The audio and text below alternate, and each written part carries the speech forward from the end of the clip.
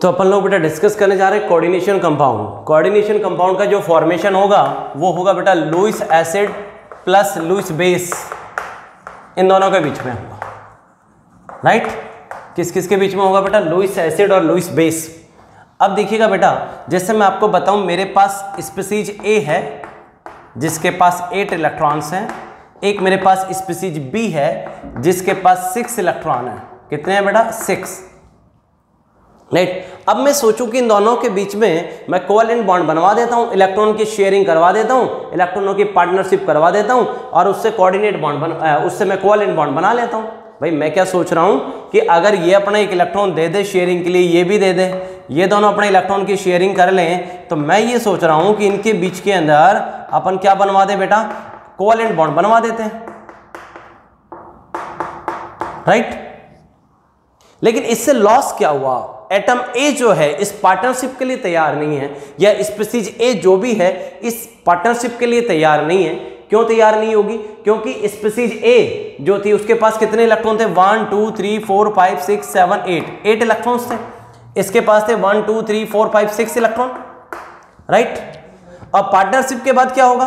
1 2 3 4 5 6 7 8 9 10। Partnership के बाद वो इलेक्ट्रॉन दोनों के पास काउंट होते हैं। ए के पास हो जाएंगे 10 इलेक्ट्रॉन, बी के पास 1 2 3 4 5 6 7 8 इलेक्ट्रॉन्स। तो अब आप बताइए, ए स्पीसीज जिसका ऑक्टेट कंप्लीट था तो वो अपना ऑक्टेट डिस्टर्ब करना क्यों चाहेगा?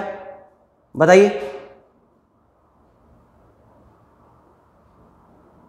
ए अपना ऑक्टेट डिस्टर्ब नहीं करेगा, क्योंकि ए अगर पार्टनरशिप में जाता है तो यहां पर बेटा ए के पास 10 इलेक्ट्रॉन आ जाएंगे बाद में टोटल, तो ए पार्टनरशिप में नहीं जाना चाहेगा, वो ऑक्टेट रूल को फॉलो नहीं कर पाएगा, इसलिए वो पार्टनरशिप में नहीं जाएगा, इसलिए कोवैलेंट बॉन्ड का फॉर्मेशन यहां नहीं हो सकता, राइट। मतलब यहां एक चीज हो सकती थी, ऐसा कर सकते थे अपन लोग, ए जो स्पीसीज है वो बी के पास टोटल कितने इलेक्ट्रॉन है? 6, ए के पास कितने इलेक्ट्रॉन है? 8। भाई पार्टनरशिप तब होती है जब दोनों की रिक्वायरमेंट बराबर हो, पार्टनरशिप तब होती है जब दोनों की रिक्वायरमेंट हो, यानी कि कोवैलेंट बॉन्ड का फॉर्मेशन उसी केस में होगा जब पार्टनरशिप के लिए दोनों बंदे तैयार हो, राइट। यहां ए बंदा पार्टनरशिप के लिए तैयार है लेकिन ये तैयार नहीं है, तो यहां पर कोवैलेंट बॉन्ड बना लेना बिल्कुल गलत होगा। तो क्या करें सर? एक तरीका है, ये बोलेगा कि मैं मेरे दोनों इलेक्ट्रॉन, ये दो लॉन पेयर इलेक्ट्रॉन्स जो हैं, ये जो 2 इलेक्ट्रॉन है मैं आपको डोनेट कर देता हूं। क्या कर देता हूं? डोनेट कर देता हूं। ए अपने 2 इलेक्ट्रॉन जो है बी को डोनेट कर दे, तो कितना हो जाएगा? 2 4 6, और इसमें 2 इलेक्ट्रॉन है जिसमें डोनेट किया 8, इसमें भी 2 4 6 और 2 इसमें 8, यानी कि उसके बाद दोनों के पास 8 इलेक्ट्रॉन रहेंगे, राइट। मतलब ये इसको डोनेट कर देगा, लेकिन राइट ए का भी रहेगा डोनेट करने के बाद और राइट बी का भी रहता है। कोऑर्डिनेट बॉन्ड बनने के बाद राइट दोनों के रहते हैं। समझ में आ रही है क्या बात? तो बेटा इस बॉन्ड के अंदर 2 इलेक्ट्रॉन होंगे, दोनों के ऊपर राइट ए का भी होगा और राइट बी का भी बनेगा।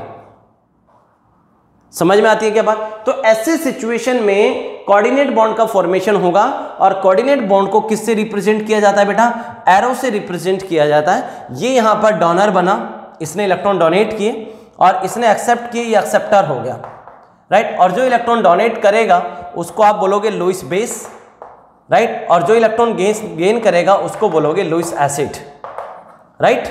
एक यहां इलेक्ट्रॉन डोनर बना, एक इलेक्ट्रॉन एक्सेप्टर बना।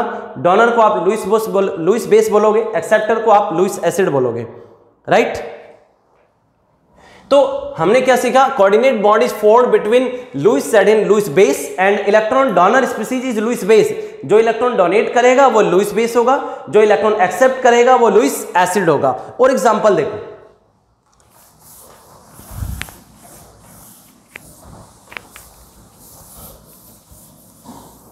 और एग्जांपल देखो, हम देखें, मैं NH3 ले लेता हूं और इसकी रिएक्शन मुझे करानी है BF3 से। तो जरा देखते हैं एक बार। NH3 में बेटा नाइट्रोजन के पास टोटल कितने इलेक्ट्रॉन प्रेजेंट है? 8 इलेक्ट्रॉन प्रेजेंट है। भाई नाइट्रोजन के पास एक लॉन पेयर है, 3 H लगे हुए हैं, और each bond is formed by 2 electron. एक बॉन्ड में कितने इलेक्ट्रॉन होते हैं? 2 इलेक्ट्रॉन इस बॉन्ड में होंगे, 2 2 4 और 2।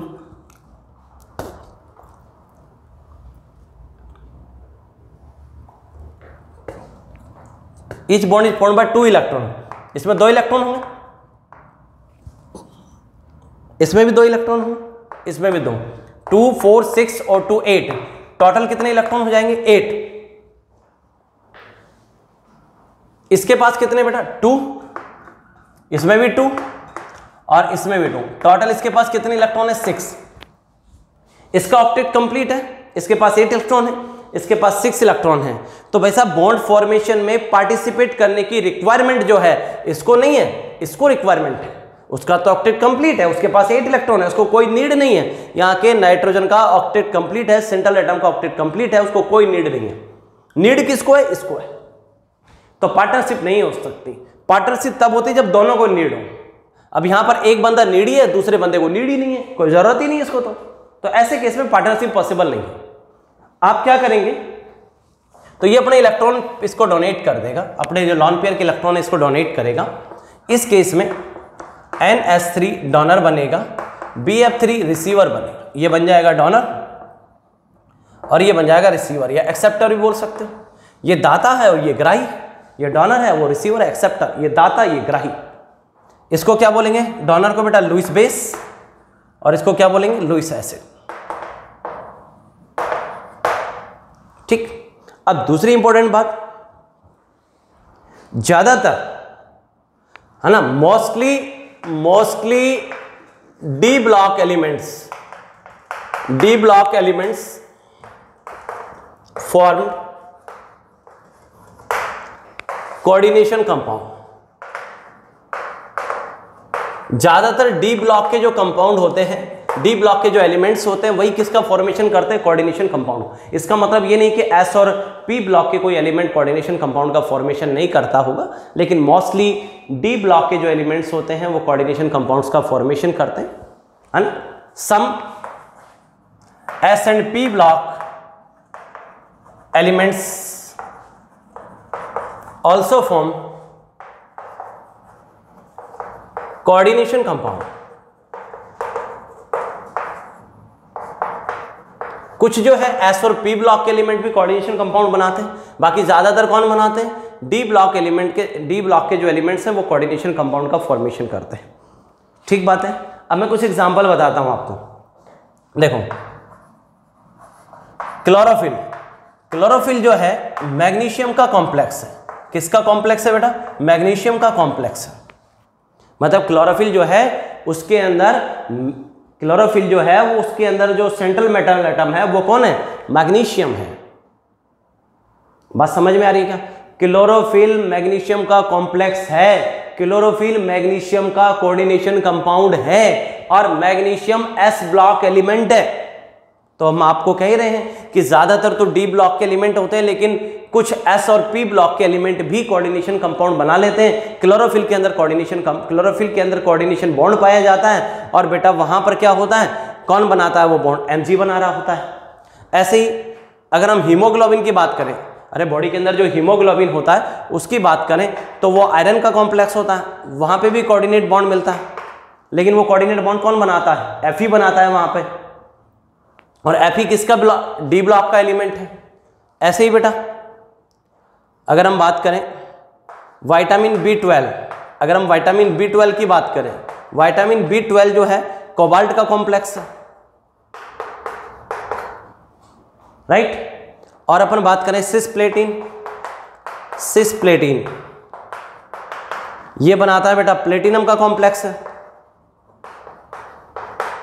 इसकी स्ट्रक्चर होती है PT NH3 का होल ट्वाइस Cl2।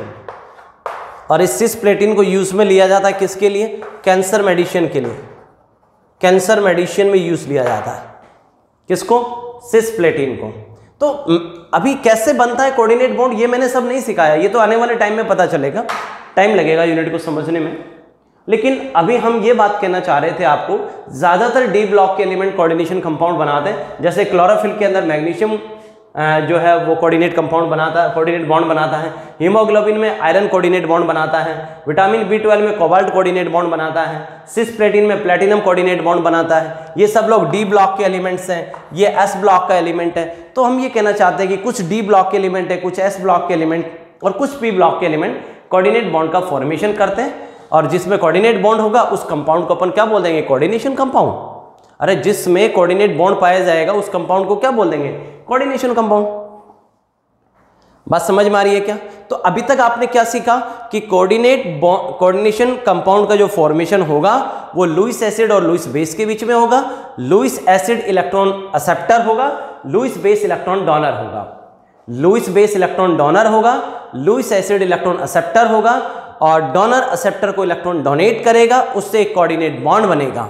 और ज्यादातर डी ब्लॉक के एलिमेंट बनाते हैं, लेकिन कुछ एस और पी ब्लॉक के एलिमेंट भी होते हैं जो कोऑर्डिनेट बॉन्ड का फॉर्मेशन कर देते हैं। कुछ एग्जांपल मैंने लिखे हैं। क्लोरोफिल में एमजी कोऑर्डिनेट बॉन्ड बनाता है, हीमोग्लोबिन में आयरन कोऑर्डिनेट बॉन्ड बनाता है, विटामिन बी12 में कोबाल्ट बनाता है, सिस प्लेटिनम में प्लेटिनम कोऑर्डिनेट बॉन्ड बनाता है। और सिस प्लेटिन नाम का जो कोऑर्डिनेशन कंपाउंड है इसका यूज किस में किया जाता है? कैंसर के मेडिसिन में भी किया जाता है। राइट, अभी चलते हैं आगे, डिटेल में बात करेंगे आगे चल के।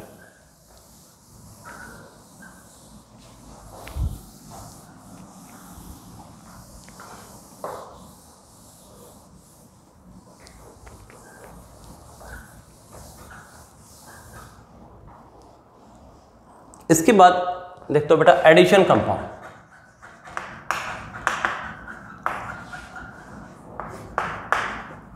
एडिशन कंपाउंड, एडिशन कंपाउंड किसको बोलोगे? अब नाम से पता चलता है एडिशन कंपाउंड किससे बनेगा?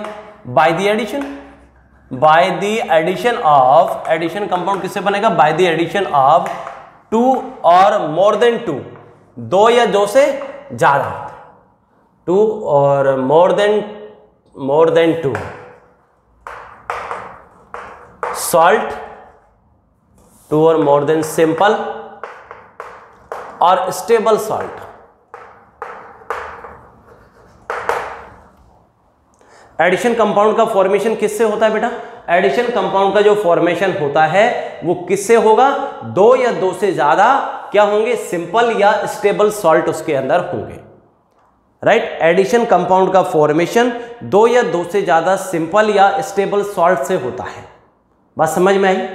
कोऑर्डिनेशन कंपाउंड की बात नहीं कर रहा हूं मैं, अभी एडिशन कंपाउंड वर्ड पे बात कर रहा हूं। एडिशन कंपाउंड का फॉर्मेशन दो या दो से ज्यादा, टू और मोर देन टू सिंपल और स्टेबल सॉल्ट से होता है। राइट, जैसे मैं एग्जांपल बताऊं आपको, मेरे पास यहां पर सिंपल और स्टेबल सॉल्ट लिखता हूं, इधर लिखता हूं बेटा मैं coordination compound, sorry addition compound.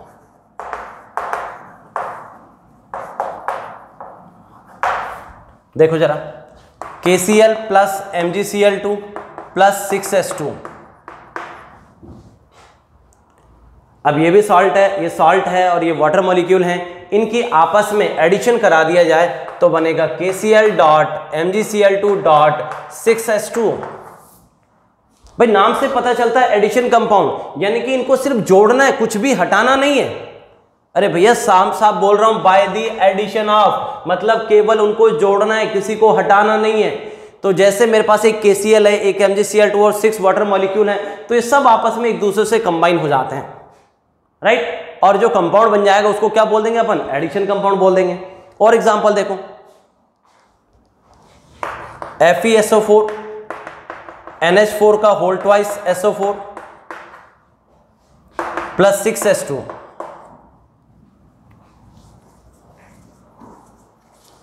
इससे बनेगा बेटा FeSO4 डॉट NH4 का whole twice SO4 dot 6H2। Ferrous ammonium sulphate, इसका नाम है बेटा कार्नेलाइट। क्या नाम बनेगा बेटा इसका? Ferrous ammonium sulphate. FeSO4 NH4 का whole twice SO4 dot 6H2। तो देखो मैं क्या कर रहा हूं, सिर्फ इनका एडिशन करवा रहा हूं। राइट, तो एडिशन कंपाउंड, ये एडिशन कंपाउंड है, ये एडिशन कंपाउंड है, ये भी एडिशन कंपाउंड है। एडिशन कंपाउंड का फॉर्मेशन किससे हुआ?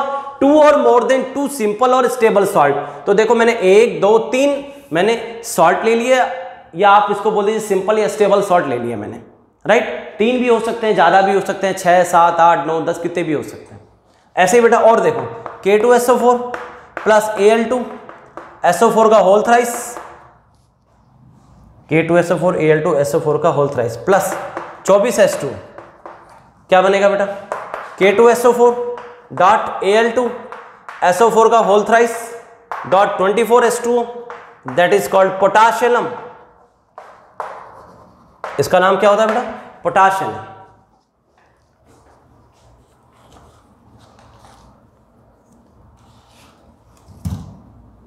ठीक है बेटा, किसी को कोई दिक्कत यहां से?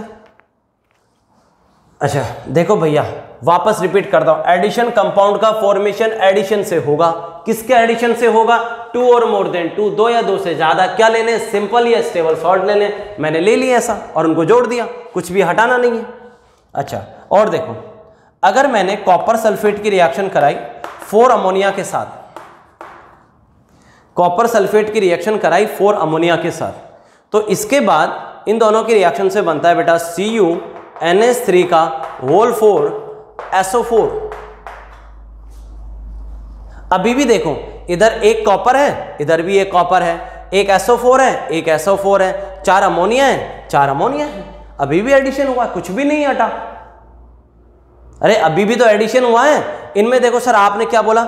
K2SO4 है, Al2SO4 का होल थ्राइस है, 24H2 है, सबको आपने एक साथ जोड़ दिया, बात खत्म। और आपने बोल दिया भाई साहब एडिशन बन गया। अब की बार भी एडिशन बन गया सर, लेकिन अब की बार आपने CuSO4.4NH3 नहीं लिखा, आपने ये नहीं लिखा अब की बार। ये क्यों लिखा? है तो ये भी एडिशन और है ये भी एडिशन, लेकिन आपने ये वाला नहीं लिखा, ये वाला लिखा। इसका मतलब आपकी बातों में कोई ट्विस्ट आने वाला है। सच ये है कि एडिशन कंपाउंड्स को 2 कैटेगरी में डिवाइड करेंगे हम लोग। एक तो होगा बेटा उसमें डबल सॉल्ट, और दूसरा होगा बेटा उसके अंदर कॉम्प्लेक्स भी बोल सकते हैं, या हम कोऑर्डिनेशन कंपाउंड लिखेंगे उसका।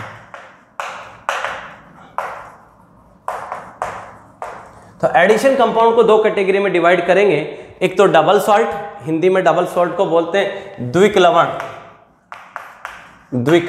डबल सॉल्ट, और कॉम्प्लेक्स को बोलते हैं संकुल उपसहसंयोजक।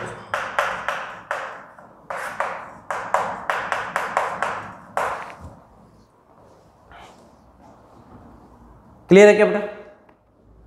एडिशन कंपाउंड को 2 कैटेगरी में डिवाइड किया जाएगा। एक तो डबल सॉल्ट, दूसरा कॉम्प्लेक्स, या कॉम्प्लेक्स की जगह आप कोऑर्डिनेशन कंपाउंड भी यूज में ले सकते हैं। अब आप देखिएगा कि इनके एडिशन का तरीका अलग था, इसके एडिशन का तरीका अलग था। मतलब मैंने मेरा मोड चेंज कर दिया, एडिशन का वे चेंज कर दिया है। तो क्या रीजन रहा होगा वो सब मैं भी समझाऊंगा। थोड़ा पेशेंस रखें। क्या रखेंगे? पेशेंस रखेंगे। अपने को इनमें से सेलेक्ट करना है कौन सा तो डबल सॉल्ट है और कौन सा कॉम्प्लेक्स है। अभी सेलेक्ट करना सिखा दूंगा। 5 मिनट रुको, बस 5 मिनट। 5 मिनट बाद आपको क्लियर हो जाएगा कि कौन सा तो डबल सॉल्ट है और कौन सा इसमें से कॉम्प्लेक्स है। राइट? इसका मतलब डबल सॉल्ट और कॉम्प्लेक्स दोनों का फॉर्मेशन एक ही तरीके से होता है। अरे बोलो, डबल सॉल्ट का फॉर्मेशन, कॉम्प्लेक्स का फॉर्मेशन जो है, ये दोनों ही किसका पार्ट है? एडिशन कंपाउंड का पार्ट है। और एडिशन कंपाउंड का फॉर्मेशन कैसे होगा? 2 और मोर देन 2 सिंपल और स्टेबल सॉल्ट मिल जाए। जब 2 या 2 से ज्यादा साधारण या स्थायी सॉल्ट मिलेंगे तो उससे क्या बन जाता है? Addition compound. और वो 2 प्रकार का होता है, डबल सॉल्ट और कॉम्प्लेक्स। राइट? अब इनमें से कोई डबल सॉल्ट भी हो सकता है, कोई कॉम्प्लेक्स भी हो सकता है। अभी मैं आपको आइडेंटिफाई करना सिखाऊंगा। ऐसे ही बेटा FeCN का होल ट्वाइस प्लस 4KCN, इससे क्या बनेगा? इससे बनता है बेटा FeCN का होल 6 और K4। ऐसे बेटा AgCN प्लस KCN, इन दोनों की रिएक्शन से बनेगा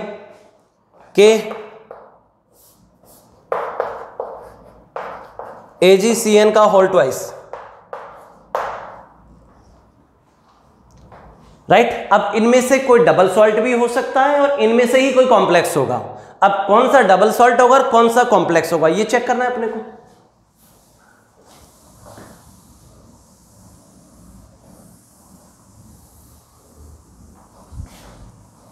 अब ये चेक करने से कौन सा तो कॉम्प्लेक्स है और कौन सा डबल सॉल्ट है। राइट? तो देखो,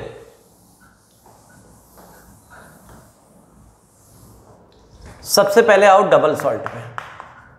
डबल सॉल्ट क्या होगा बेटा? डबल सॉल्ट जो होता है ये बेटा solid, stable in solid state, stable in solid state, ठोस अवस्था में स्थायी मिलेंगे, सॉलिड स्टेट के अंदर, ठोस अवस्था के अंदर स्टेबल मिलेंगे।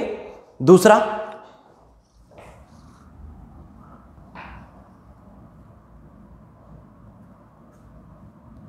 It break down into its all ions in presence of H2।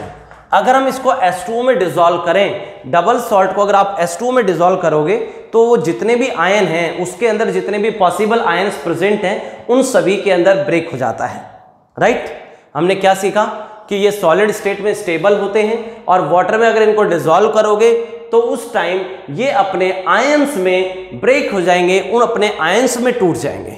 Right, जैसे मैं बात करूं KCl.MgCl2.6H2O, ये कार्नेलाइट है। अगर इसको मैंने वाटर में डिसॉल्व किया बेटा, इसको आप वाटर में डिसॉल्व करो KCl.MgCl2.6H2O को, तो ये ब्रेक होगा K plus Cl minus Mg plus 2 plus 2Cl minus plus H2O को मैं एक्वस लिख देता हूं। H2O के लिए क्या लिख देता हूं बेटा? एक्वस। अपन इसको ऐसे भी लिख सकते हैं K प्लस 2 और 3 Cl minus plus Mg plus 2 aqueous. हमने क्या देखा कि डबल सॉल्ट जो होते हैं वो सॉलिड स्टेट में स्टेबल होते हैं, लेकिन वाटर में अगर उनको घोला गया, डिसॉल्व किया गया, तो वो अपने आयनों में टूट जाएंगे। राइट, तो देखिए अपने आयनों में टूट गया। ऐसे ही इस वाले को चेक करो, FeSO4 ferrous ammonium sulphate NH4 का होल ट्वाइस SO4.6H2O, इसका नाम है ferrous ammonium sulphate. Important compound है फेरस अमोनियम सल्फेट। अगर इसको वाटर में डिसॉल्व किया जाए, इसको वाटर में डिसॉल्व करें तो बेटा अपने को क्या मिलेगा? Fe प्लस 2 और ये देगा SO4 minus 2 plus NH4 plus कितने NH4 का होल ट्वाइस, तो 2 आ जाएगा बेटा, प्लस SO4 माइनस 2 और एक्वस। वापस से देखो बेटा, FeCO4 ब्रेक होगा Fe प्लस 2 SO4 माइनस 2 में, ये ब्रेक होगा NH4 प्लस, लेकिन होल ट्वाइस है तो 2NH4 प्लस हो जाएगा और साथ में SO4 माइनस 2, H2O के लिए एक्वस लिख दिया। अरे बोलो, अब अगर आप इसका टेस्ट करो तो ये इसको वाटर में डिसॉल्व करने के बाद ये सभी आयनों में टूट गया, जितने भी आयन थे सब में ब्रेक हो गया, तो ये Fe प्लस 2 का टेस्ट भी देगा, SO4 माइनस 2 आयन का टेस्ट भी देगा, NH4 प्लस आयन का टेस्ट भी देगा, सल्फेट आयन का टेस्ट भी देगा। अरे बोलो, तो ये सल्फेट आयन का टेस्ट भी देगा, इनको आप एक साथ भी लिख सकते हो, Fe प्लस 2 का टेस्ट भी देगा, अमोनियम आयन का टेस्ट भी देगा, NH4 प्लस का भी टेस्ट देगा। राइट, तो ये तो डबल सॉल्ट की खास बात है। डबल सॉल्ट को वाटर में डिसॉल्व करोगे तो अपने आयनों में टूट जाएगा। K2SO4.Al2SO4 का होल थ्राइस .24H2। अगर आप इसको वाटर में डिसॉल्व करोगे बेटा तो ये ब्रेक होगा 2K प्लस और ये आ जाएगा SO4 माइनस 2, ये आ जाएगा एल्यूमिनियम प्लस 3 बनाता है बेटा, 2 एल्यूमिनियम है, 2Al3 प्लस 3 SO4 का माइनस होल ट्वाइस। राइट, देखिएगा K2SO4 टूटेगा 2K प्लस SO4 माइनस 2, ये ब्रेक होगा 2Al plus 3 plus SO4 minus 2, लेकिन होल थ्राइस है तो 3 लगा दिया, यहाँ Al2 है तो आगे 2 लगा दिया, एल्यूमिनियम प्लस 3 बनाता है प्लस 3 लिखा, SO4 माइनस 2 बनाता है तो माइनस 2 लगाया, और साथ में H2O है, H2O के लिए एक साथ ही लिख दिया जाता है एक्वस। राइट, तो देखिएगा अगर इसको मैं वाटर में डिसॉल्व करूं तो ये अपने जितने भी आयन है सबका टेस्ट दे देगा, K प्लस का टेस्ट भी देगा, SO4 माइनस 2 का टेस्ट भी देगा, Al प्लस 3 का टेस्ट भी देगा। अरे बोलो, तो डबल सॉल्ट के बारे में हमने क्या सीखा? डबल सॉल्ट सॉलिड स्टेट में स्टेबल होते हैं, लेकिन अगर उनको वाटर में डिसॉल्व किया जाएगा तो अपने आयंस में ब्रेक डाउन हो जाएंगे, और आयंस में ब्रेक डाउन होने के बाद उसके अंदर जितने भी आयन हैं उन सबका वो पॉजिटिव टेस्ट देते हैं। राइट, अब दूसरी कैटेगरी देखते हैं। एक कैटेगरी तो हमारे पास क्या हुई बेटा? डबल सॉल्ट की। दूसरी बात करते हैं अब कोऑर्डिनेशन की या कॉम्प्लेक्स।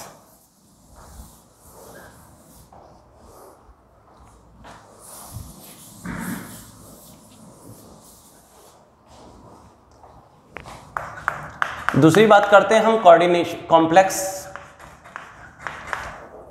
या फिर कोऑर्डिनेशन।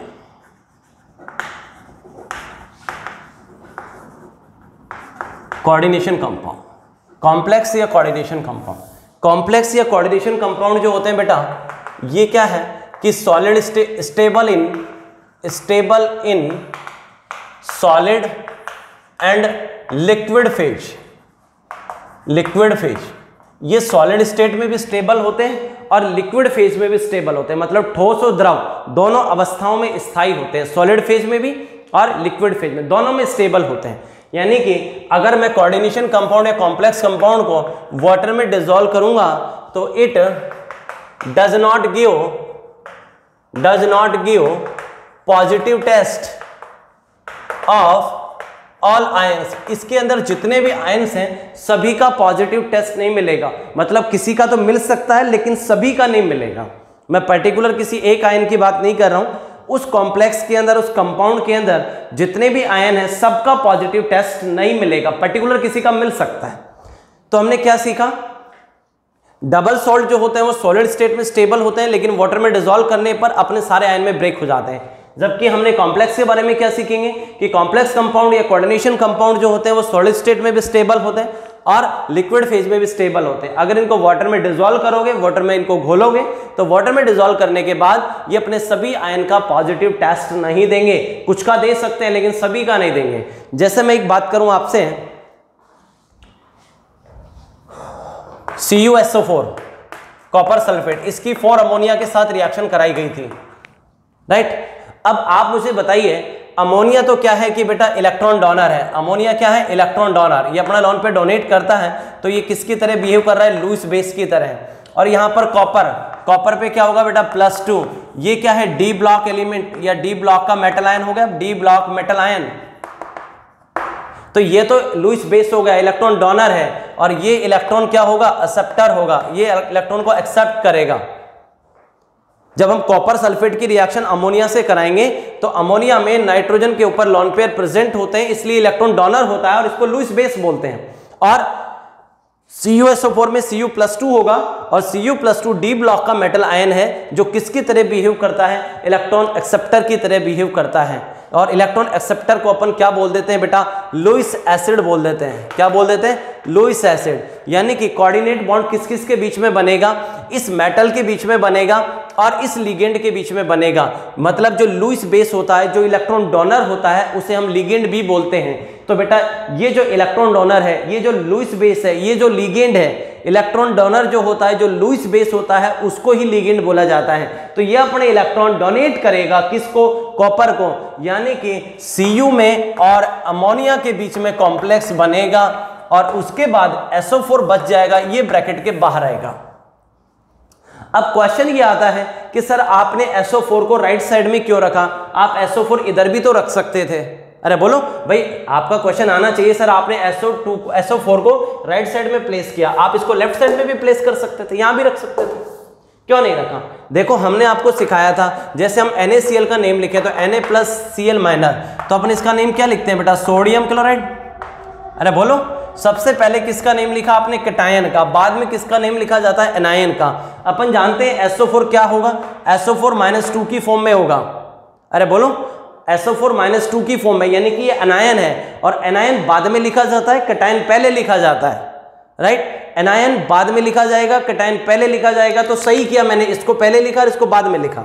लेकिन ब्रैकेट के अंदर कौन से वाले पार्ट को लिखना होता है कि एक तो लिगेंड लिखना होता है, यानी कि एक तो लुईस बेस लिखना है, यानी कि जो इलेक्ट्रॉन डोनर है उसको लिखना है। दूसरा किसको लिखना है, जो इलेक्ट्रॉन को एक्सेप्ट करेगा। जनरली इलेक्ट्रॉन को एक्सेप्ट करने वाला डी ब्लॉक मेटल आयन होगा। कौन होगा, D block metal ion, generally, not always, right.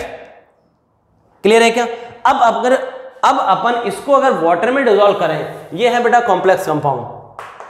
क्या डिफरेंस है इसमें, इसको अगर आपने वाटर में डिसॉल्व किया तो बेटा ये ब्रेक होगा, CuNH3 का होल 4, इस पे कितना चार्ज आएगा, +2, और ये आएगा SO4-2, एक्वस मीडियम, वाटर में डिसॉल्व किया, एक्वस लगा दिया।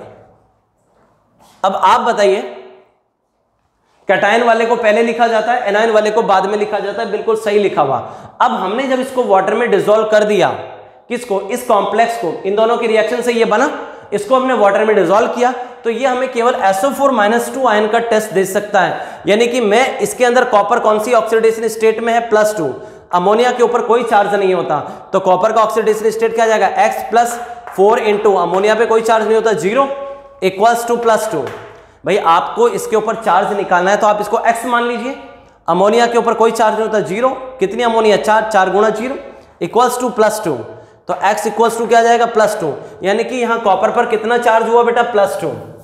तो अपन ने क्या देखा कि यहाँ कॉपर पे +2 चार्ज है, अरे बोलो, तो अपन क्या लिखेंगे, इट डज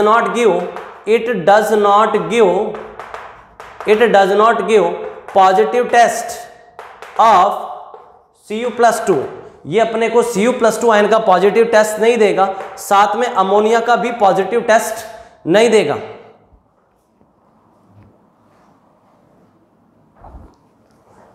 किसका नहीं देगा, Cu+2 का भी पॉजिटिव टेस्ट नहीं देगा और अमोनिया का भी पॉजिटिव टेस्ट नहीं देगा, अपने को टेस्ट केवल इसका एक का ही मिलेगा। वहीं पर अगर ये डबल सॉल्ट होता, तो वाटर में डिसॉल्व होने के बाद जितने भी आयन थे इसके अंदर सबका टेस्ट देता, लेकिन हमारे साथ क्या हुआ कि हमारा जो स्क्वायर ब्रैकेट था उसके बाहर वाला ही टेस्ट दे पाएगा, उसके स्क्वायर ब्रैकेट के अंदर जो है वो राज है, वो राज का राज रहेगा, वो ओपन ही नहीं होगा। तो दोनों में डिफरेंस है। एडिशन कंपाउंड को अपन ने 2 कैटेगरी में डिवाइड किया, डबल सॉल्ट में और कॉम्प्लेक्स में। डबल सॉल्ट सॉलिड फेज में स्टेबल है, वाटर में डिसॉल्व करने पर अपने आयन में ब्रेक हो जाएंगे, सबका टेस्ट देंगे।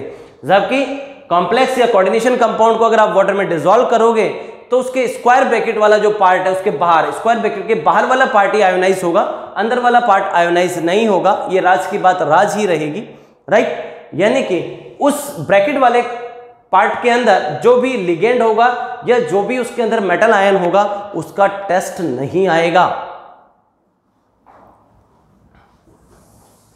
और एग्जांपल देखो, अभी क्लियर हो जाएगा बिल्कुल।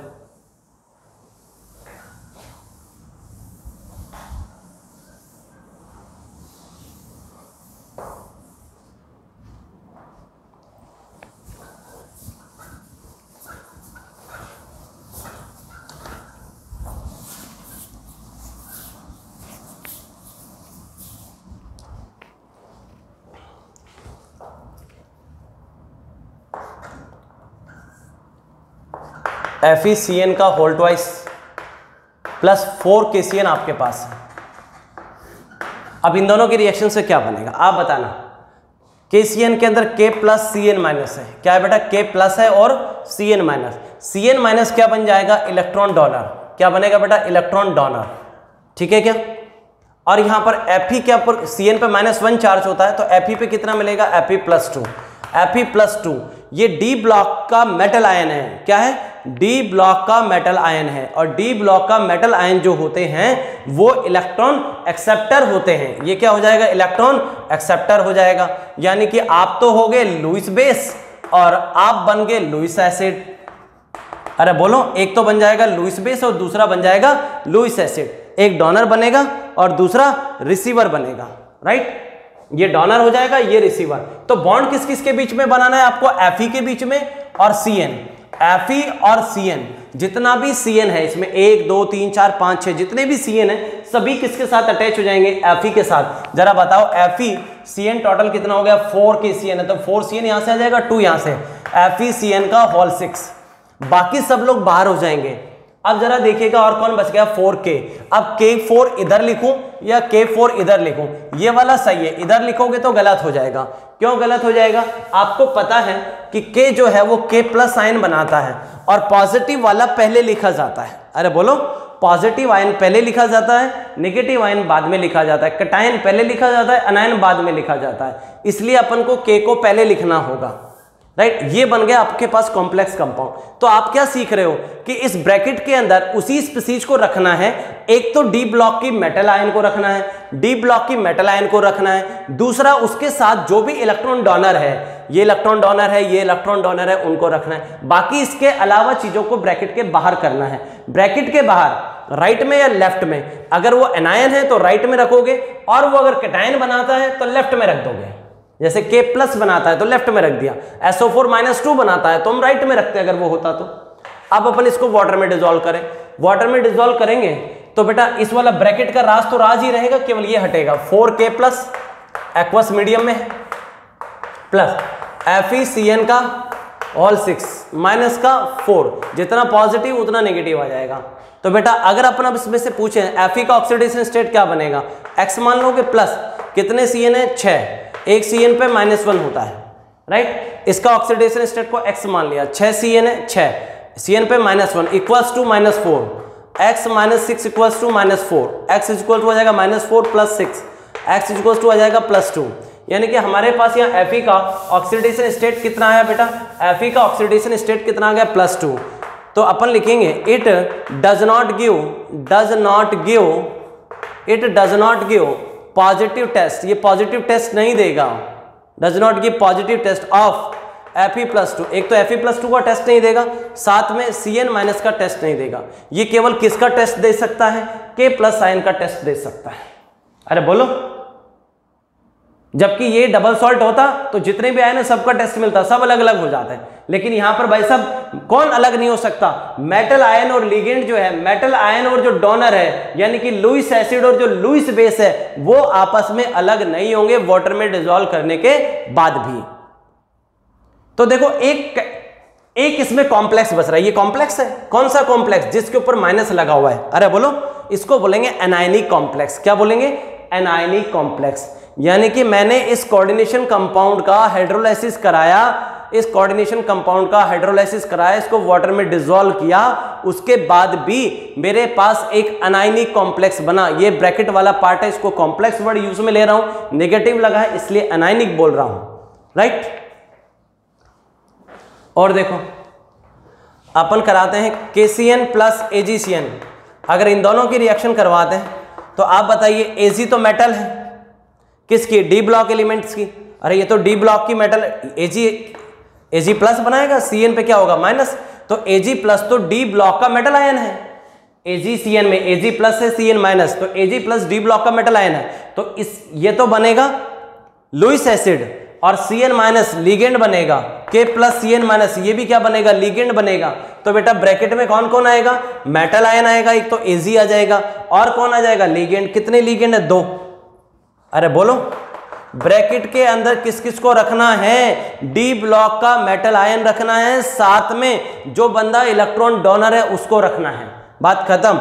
ये डी ब्लॉक का मेटल आयन है, इसको रख दिया, Cn- लिगेंड होता है, Cn- लिगेंड होता है, या मैं ऐसे बोलूं कि Cn- इलेक्ट्रॉन डोनर होता है, Cn- इलेक्ट्रॉन डोनर होता है। ऐसे भी बोल सकता हूं Cn- लुईस बेस है, Cn- लुईस बेस है। तो ब्रैकेट में मैंने मेटल आयन को रखा और डी ब्लॉक के मेटल आयन को रखा, साथ में मैंने लुईस बेस को रखा, और जो बच गया उसको बाहर रख दोगे, के बाहर बच गया। अरे बोलो, अगर कल मैं इसका वाटर में ब्रेक करूं, इसको वाटर में इसका हाइड्रोलाइसिस कराऊं, इसको अगर मैं वाटर में डिसॉल्व करा दूं तो क्या बनेगा, K+ एक्वस प्लस, ये ब्रेक हो जाएगा AgCN का होल ट्वाइस, और जितना प्लस है उतना माइनस आ जाएगा। अब मैं यहाँ Ag का ऑक्सीडेशन स्टेट निकालूं तो क्या मानोगे बेटा, इसको X मान लोगे, प्लस 2 इंटू Cn पे कितना charge, -1 equals to -1, x - 2 equals to -1, x equals to -1 + 2, ये उधर जाएगा प्लस का हो जाएगा, x बराबर +1। तो हमने देखा Ag का ऑक्सीडेशन स्टेट कितना आया बेटा, +1। Ag का ऑक्सीडेशन स्टेट क्या आ गया, +1। तो अपने को ये Ag+ का टेस्ट भी नहीं देगा। अरे बोलो, और किसका नहीं देगा, Cn- का। तो अपन क्या लिखेंगे, it does not give positive test of Ag+ and Cn-। अरे बोलो, तो अपन ने देखा कि इस कोऑर्डिनेशन कंपाउंड को वाटर में डिसॉल्व कर दिया, उसके बाद भी उसके पास एक कॉम्प्लेक्स बचा जिसके ऊपर नेगेटिव चार्ज था, यानी कि एक एनायनिक कॉम्प्लेक्स बना। इस केस में भी हमने देखा कि इस कोऑर्डिनेशन कंपाउंड को वाटर में डिसॉल्व किया, उसके बाद एक कॉम्प्लेक्स बचा जिस पे नेगेटिव था, यानी कि एनायनिक कॉम्प्लेक्स बना। और एक इससे पहले वाले केस में क्या था, CuNH3 का होल 4 SO4, इसको जब अपन ने वाटर में डिसॉल्व किया था तो बना था बेटा CuNH3 का होल 4 + 2, एक्वस तो सब पे लगा देना ना, एक्वस सब पे, एक्वस SO4 - 2। इसने किसका टेस्ट नहीं दिया था, यहां पर कॉपर पे +2 चार्ज होगा, इसने Cu+2 का टेस्ट नहीं दिया और अमोनिया का टेस्ट नहीं दिया। तो अपन ने क्या देखा, इस कोऑर्डिनेशन कंपाउंड को जब वाटर में डिसॉल्व किया तो एक कॉम्प्लेक्स बच गया था जिसके ऊपर पॉजिटिव चार्ज था, यानी कि कैटायनिक कॉम्प्लेक्स बचा। तो ओवरऑल अपन ने क्या कंक्लूजन निकाला कि पर्टिकुलर किसी कोऑर्डिनेशन कंपाउंड को जब वाटर में डिसॉल्व किया जाता है तो उसके पास कैटायनिक या एनायनिक कॉम्प्लेक्स बच जाता है। क्या बच जाता है? या तो एनायनिक कॉम्प्लेक्स बचा, इसमें क्या बच गया? Cationic complex, right. तो कोऑर्डिनेशन कंपाउंड को वाटर में डिसॉल्व करने के बाद उसके पास कैटायनिक या एनायनिक कॉम्प्लेक्स बच जाता है। अरे बोलो। अच्छा, एक बात और सुनो, और हमने क्या कहा? एडिशन कंपाउंड किससे बनेगा? 2 और मोर देन 2, 2 या 2 से ज्यादा सिंपल या स्टेबल सॉल्ट मिला दो तो एडिशन कंपाउंड बन जाता है। अब एडिशन कंपाउंड की भी कैटेगरी है, डबल सॉल्ट और कोऑर्डिनेशन कंपाउंड। डबल सॉल्ट उसको बोलेंगे जो सॉलिड स्टेट में स्टेबल हो, वाटर में डिसॉल्व करने पर अपने सारे आयनों में टूट जाता हो। और कोऑर्डिनेशन कंपाउंड उसको बोलेंगे या कॉम्प्लेक्स उसको बोलेंगे जिसको वाटर में डिसॉल्व करने पर सॉलिड फेज में स्टेबल रहता है, लिक्विड फेज में भी स्टेबल रहता है, और आप उसको वाटर में डिसॉल्व करो तो अपने सभी आयनों का पॉजिटिव टेस्ट ना दे। वापस रिपीट कर रहा हूं, डबल सॉल्ट सॉलिड फेज में स्टेबल है और वाटर में डिसॉल्व करने पर सारे आयनों का टेस्ट देगा, जबकि कॉम्प्लेक्स जो है वो सॉलिड फेज में स्टेबल है, लिक्विड फेज में भी स्टेबल है, यानी कि उसका वाटर में डिसॉल्व करोगे तो सभी आयनों का टेस्ट नहीं देगा। कॉम्प्लेक्स सभी आयनों का टेस्ट नहीं देता, कोऑर्डिनेशन कंपाउंड सभी आयनों का टेस्ट नहीं देता, जबकि डबल सॉल्ट सभी आयनों का टेस्ट देता। ये डिफरेंस है। अब आपको जब कॉम्प्लेक्स बनाना हो तो क्या ध्यान रखोगे? इस ब्रैकेट के अंदर किसको रखोगे बेटा? जो स्क्वायर ब्रैकेट है इसके अंदर किस को रखोगे? एक तो डी ब्लॉक का मेटल आयन रख दोगे, साथ में जो उसके साथ लुईस बेस है या जो इलेक्ट्रॉन डोनर है या जो उसके साथ लिगेंड है। लुईस बेस बोल दो, इलेक्ट्रॉन डोनर बोल दो, लिगेंड बोल दो, इन तीनों एक ही नाम है। इनमें से कोई सा भी जो भी बंदे वहां प्रेजेंट है उनको रख दोगे। जैसे Fe तो जो है बेटा यहाँ पर डी ब्लॉक का मेटल आयन है, Cn माइनस लिगेंड है, तो Fe और Cn को तो ब्रैकेट में रख दिया, K को बाहर रख दिया। ध्यान रखना, जो पॉजिटिव आयन बनाता है वो ब्रैकेट से पहले रहेगा, अगर कोई नेगेटिव आयन बनाता है तो वो ब्रैकेट के बाहर रहेगा, उसके बाद में, ब्रैकेट के बाद में आएगा, और जो पॉजिटिव बनाता है वो ब्रैकेट से पहले आता है। क्लियर? तो बेटा नेक्स्ट लेक्चर में अपन इसको कंटिन्यू करेंगे, इसको यहीं फिनिश करते हैं।